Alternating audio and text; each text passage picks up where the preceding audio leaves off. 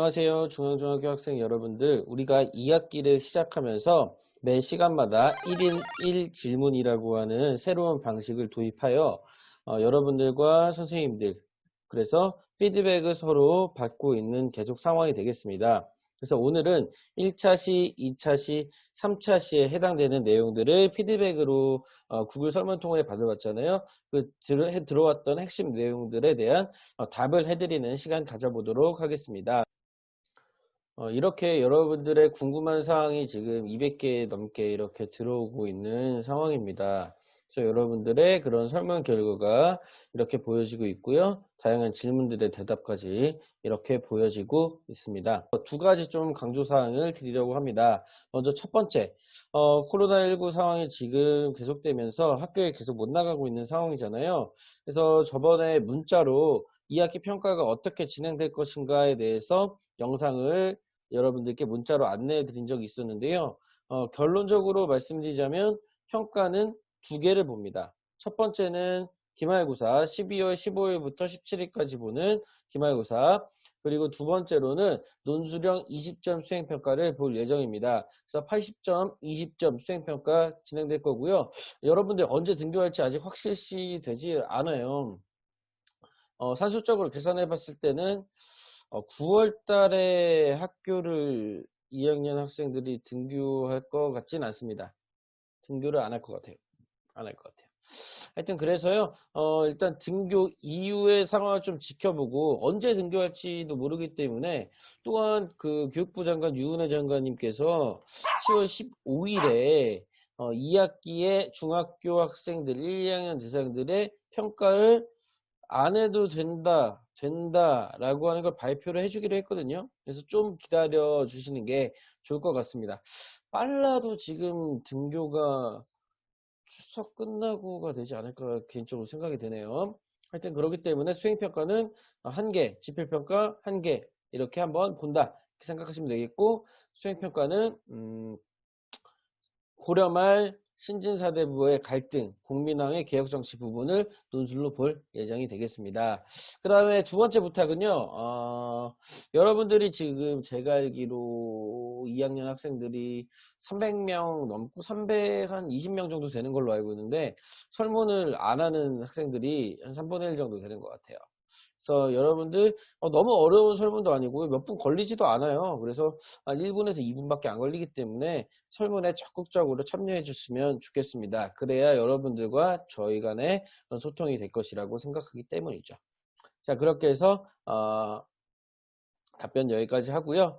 이제 본격적으로 1차 시부터, 1차 시가 여진과의 전쟁, 2차 시가 대외 교류, 그 다음으로 문벌귀족이단, 3차 시가 묘청의 석윤천도 운동이었죠. 그 세 가지 차시에 해당하는 질문들 받아본 것을 핵심적인 질문, 그리고 강조할 부분 강조하고, 이런 식으로 진행하도록 하겠습니다. 자, 먼저 여러 가지 질문들 중에서 오늘 수업 1차 시의 여진과의 전쟁에 관련해서 질문할 사항들 중에 핵심적인 질문들 뽑아봤습니다. 한번 같이 좀 살펴보도록 하겠습니다. 제가 옆에 화면을 같이 띄워놓고 있어서 옆에 화면을 보는 점 좀 양해 부탁드리겠습니다. 자, 첫 번째 질문은요.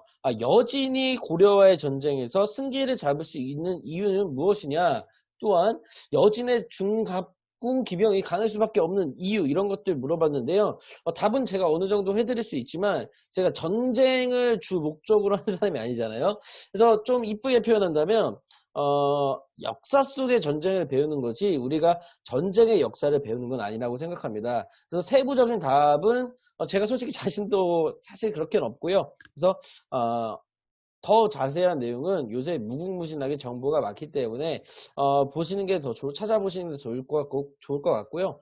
토크멘터리 전쟁사라고 해서 국방TV에서 했던 그런 전쟁의 역사들을 세부적으로 푸는 그런 토크쇼가 있거든요. 그것을 보면 좋을 것 같아요. 유튜브에도 있거든요. 그래서 여진이 승기를 잡을 수 있었던 이유는 바로 제 생각에는 부족 통합 과정에서 전쟁의 그런 시간이 많았기 때문에 내부 단결력이 높았기 때문에 아닐까 생각이 됩니다. 또한 여진의 중각군 기병이 강할 수밖에 없었던 이유는 고려의 그 화살, 궁병들의 화살을 팅팅 떼어내버릴 수 있는 그런 철갑옷을 입었기 때문에 라고 생각이 저는 개인적으로 듭니다. 첫 번째 질문 답변 드렸습니다. 자, 두 번째. 왜 전쟁을 할까라고 질문이 들어왔는데요. 전쟁을 하는 이유는 솔직히 잘 모르겠습니다. 근데 우리가 역사적으로 배울 때 청동기 시대부터 빈불격차, 소유의 그런 격차가 생겨나면서 뺏고 뺏기는 싸움이 계속된다고 했었죠. 이 뺏고 뺏기는 사이의 관계 때문에 전쟁이 일어나는 것이 아닌가라고 생각이 됩니다. 뭐 개인적인 감정으로 인해서 전쟁이 발발하는 경우도 간혹 있지만요. 자, 세 번째 질문. 고려가 여진의 부대를 이겨낼 수 있었던 이유는 바로 이런 국가적인 비상사태 상황에서 국가 총동원을 통해 내부적인 단결을 연습을 통해 이뤄냈기 때문에 여진의 부대를 어느 정도 이길 수 있지 않았나라고 생각을 합니다. 자, 다음으로는요. 고려와 여진이 전쟁 끝나고 둘 다 공격하지 않았나요? 라는 질문을 했는데요. 군신관계를 맺으면서 고려와 여진과의 전쟁은 그 이후로 없던 것으로 알고 있습니다. 뭐 소규모의 전쟁은 있었을지 몰라도요. 그래서 이 고려와 여진과의 전쟁에서 여진이 임금, 그 다음에 고려가 신하의 관계가 되면서 군신 관계가 성립됩니다. 다음 질문까지 미리 해결해 드렸습니다. 지배층의 변화 시점과 이유에 대해서 알려주세요 라고 했는데요. 고려의 지배층은 호족, 문벌귀족, 무신, 검문세족, 신진사대부와 신흥문세력 이렇게 간다고 몇 번 말씀을 드렸는데 그 이후의 내용들은 우리 같이 알아볼 예정이니까 좀 다음에 알아보고요. 호족에서 문벌귀족으로 넘어가는 이유는 광종과 성종대를 거쳐나가면서 과거제와 노비양관법을 통해 호족의 힘을 약화시키면서 공부 과거시험 학교제도를 통해 성장한 그런 신진 세력들이 뽑혔기 때문에 문벌귀족이 생겨났다라고 이해하시면 될 것 같고요. 그 다음 사항들은 다음에 나오기 때문에 그때 참고하시면 좋을 것 같습니다. 자, 다음으로는 전쟁을 할 때 고려의 상황, 여진의 상황을 좀 알려주세요 라고 질문을 했는데요. 고려 같은 경우 굉장히 11세기 평안한 사회를, 풍요로운 사회를 이어나가야 했었죠. 그래서 전쟁에 대한 대비가 전혀 되어 있지 못하고 너무나 평화롭기 때문에 안정된 사회였다, 배가 부른 사회였다라고 할 수 있고요. 여진 같은 경우에는 완안부 세력을 중심으로 해서 부족을 통합하는 과정에서 점점 바운더리가 넓어지고 있는 상황이었다라고 말씀을 드릴 수 있을 것 같습니다.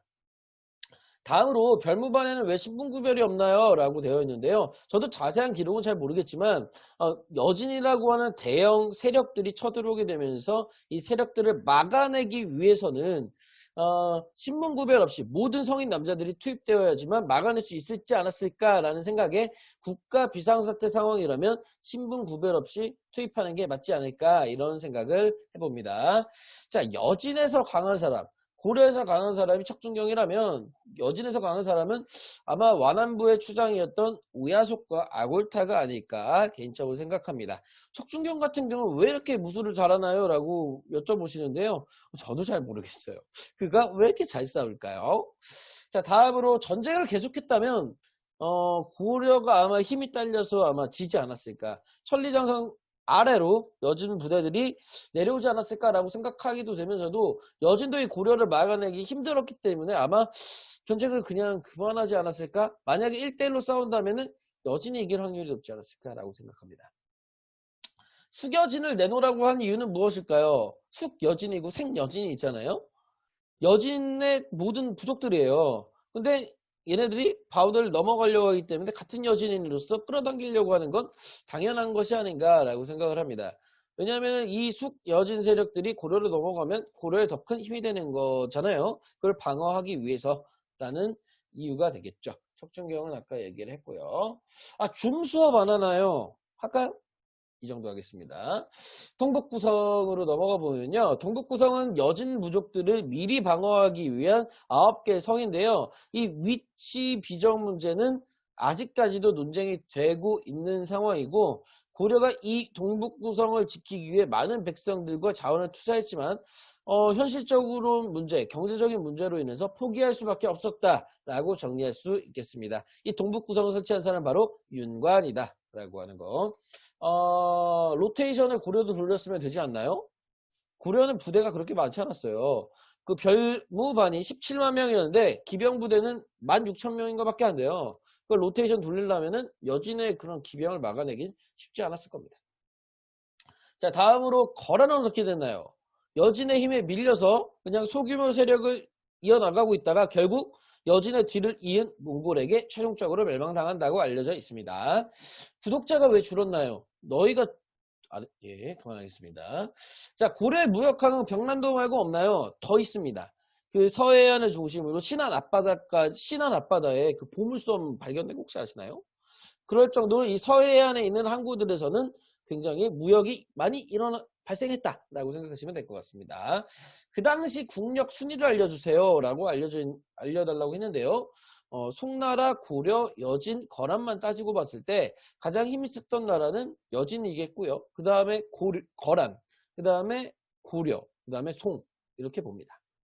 문화적으로는 송, 고려, 여진, 거란 순이 아닐까 생각합니다. 군신관계 아까 얘기했고요. 이렇게 해서 여러분들의 1차시 질문 받아봤고요. 제가 질문했을 때 고려가 이긴 거 같냐, 여진이 이긴 거 같냐라고 물어봤을 때 한 60%의 학생들이 고려가 이겼다고 했고요. 나머지 학생들은 여진이 이긴 것 같다라고 했는데요.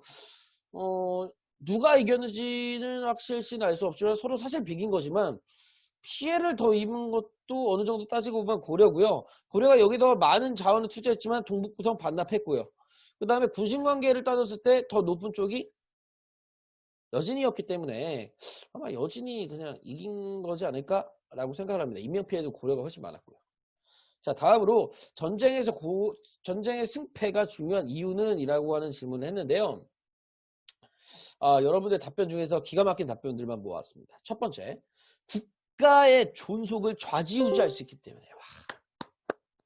기가 막힌 중학교 2학년 15살의 답변을 하는 상상하지 못하는 답변이었습니다. 자, 두 번째는 역사는 승자의 기록이기 때문에 이겨야지만 우리가 기록에 남길 수 있어 뭐 이런 거겠죠. 자, 다음으로는 영토 확장이나 경제적인 보상이나 혜택이 있기 때문에 인구도 많이 얻을 수 있기 때문에 이런 답변도 했었고요. 우리가 지면은 식민지가 될 수도 있는 거 아니냐 맞는 얘기입니다. 또한 국가의 자존심 문제다. 이기고 지는 거는 자존심 문제야. 이게 가장 많은 답변이었어요. 자존심 때문에 싸우는 경우도 있죠. 자, 그 다음에 기가 막힌 말이 있습니다. 패배한 나라에게 미래는 없다. 패배하면은 끝일 수도 있죠. 뿌리 뽑히면 끝나는 거니까. 그래서 전쟁의 승패가 중요한 이유, 여러 가지 이유들 여러분 답변 다 맞습니다. 하지만 이 전쟁이라고 하는 게 계속되면 안 되지 않을까. 그래서 이 전쟁을 하지 않고 평화적으로 해결할 수 있는 방법을 생각해 봤으면 좋겠습니다. 1차시 끝.